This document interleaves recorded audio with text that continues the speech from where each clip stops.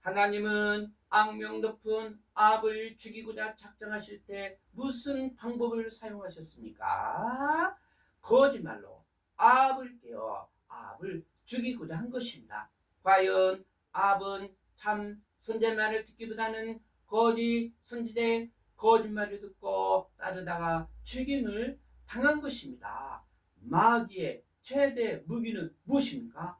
거짓말입니다. 마귀는 거짓말로 오늘 또 사람들에게 거짓말을 하고 있습니다. 거짓말을 믿게 하고 있습니다.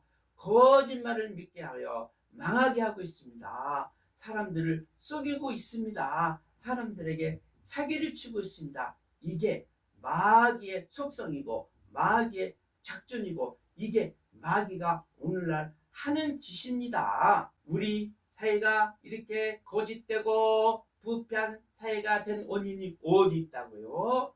마귀가 거짓말로 속이는데 사람들은 마귀의 말을 듣고 거짓된 그 말로 속임을 당하기 때문입니다. 속이는 삶이 우리 사회가 이렇게 보편화가 되어가고 있는 것입니다. 그러므로 우리는 하나님께 기도해야 되는 것입니다. 하나님, 저에게 거짓을 분별할 수 있는 영을 주시옵소서. 저에게 거짓말을 분별하는 영을 주시옵소서라고 기도해야 우리가 거짓을 분별하고 거짓말을 분별할 수가 있는 것입니다.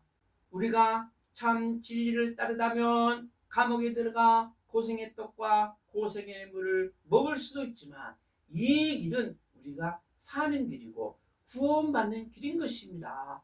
그러나 거짓된 선지자들의 거짓말을 듣고 따르면 감옥에 들어가지 않고 고생의 떡과 고생의 물을 먹지 않을 수 있지만 이 길은 우리를 망하게 하는 길입니다. 폐가 망신하는 길입니다.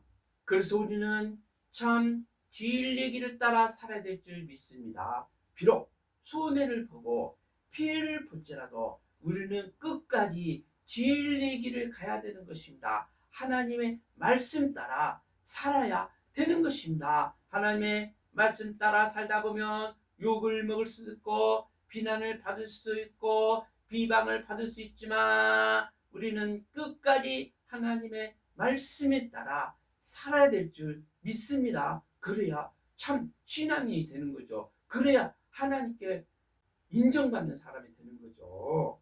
아합이 죽자 그의 아들 아시아가 대신하여 이스라엘의 왕이 되었습니다. 본문 열왕기하 1장 1절 2절에 보면 아합이 죽은 후에 모압이 이스라엘을 배반하였더라. 아시아가 사마리아에 있는 그 다락 난간에서 떨어져 병들매 사자를 보내매 저희들이 가서 에그로내신 바알세봄에게 이 병이 낫겠나 물어보라 하니라.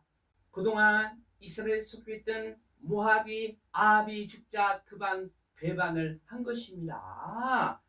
아합이 살아있을 동안에는 이스라엘을 섬기다가 아합이 죽고 이스라엘 힘이 빠지다 그만 배반을 하게 된 것이죠. 이때 이 소식을 누가 듣습니까? 아합을 대신할 이스라엘 왕인 아시아가 이 소식을 듣습니다. 신하가 왕께 와서 왕이여, 모압이 우리 민족을 섬기다가 배반하였습니다. 이렇게 말을 하니까 아시아가 어떻게 했어요? 너무 충격을 받은 나머지 왕관 난간에 걸터 앉아있다가 그만 떨어져 병이 들고 만 것입니다. 그러면 왕이 그 난간에서 왜 떨어졌습니까? 충격을 받아서 떨어졌습니까? 배반하였다는 그 소식을 듣고 떨어졌습니까? 아닙니다. 왕이 난간에 앉았다가 모압이 배반하였다는 소식을 듣고 충격을 받고 떨어진 것이 아닙니다. 하나님이 떨어뜨린 것입니다. 하나님이 교만한 아시아를 그 난간에서 떨어뜨린 것입니다. 하나님은 높이기도 하지만 하나님은 떨어뜨리셔야 합니다. 하나님은 부하기도 하시지만 가난하기도 하신 겁니다. 사람이 교만하면 하나님이 떨어뜨리시는 거예요. 하나님이 떨어뜨리시면 왕이라도 떨어지는 것입니다. 아시아가 난간에서 떨어졌는데 얼마나 충격을 받았는지 그만 병이 들고 만 것입니다. 아시아가 병들자 어떻게 합니까? 여기에서 아합의 인간성을 보는 것입니다. 아합이 과연 하나님을 믿는 사람인지 아니면 하나님을 불신하는 사람인지를 알 수 있습니다. 아시아가 과연 신앙인인지 불신앙인지를 분별해낼 수가 있는 것입니다. 병들자 신하에게 명령합니다. 너는 에그론에 가서 우상의 신 바알세붐에게 물어봐라.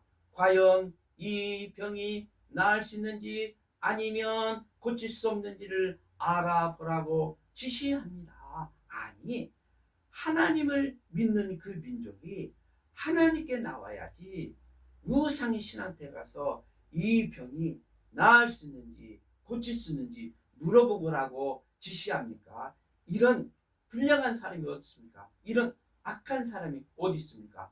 하나님께 나와야죠. 하나님께 나오지 않냐고 우상의 신한테 가서 물어봅니까?